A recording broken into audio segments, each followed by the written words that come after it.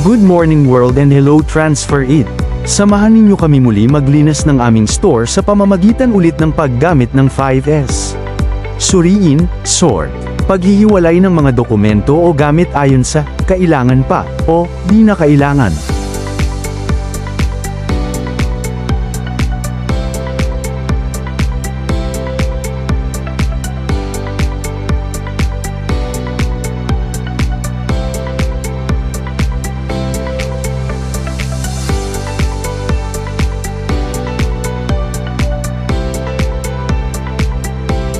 Sinupin, set in order.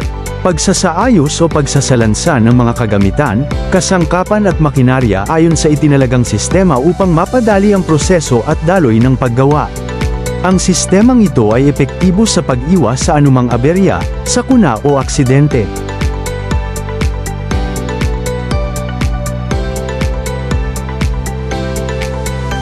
Simutin, shine. Regular na pagwawalis o paglilinis ng lugar na gawaan upang alikabok, dumi at kalawang ay maiwasan.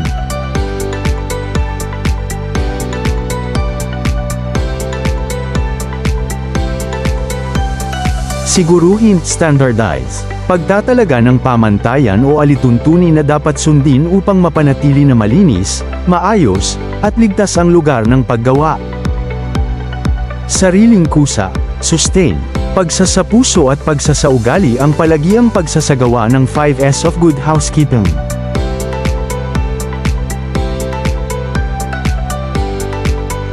Lagi nating tandaan na ugaliing malinis ang ating lugar o pinagtatrabahuan para sa malinis at ligtas na lugar para sa lahat at upang maiwasan ang anumang sakit o aberya.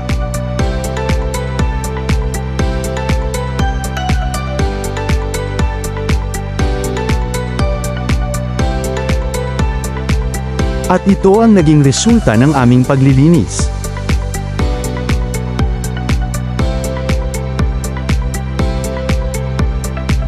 Maraming salamat sa panunood at sa uulitin.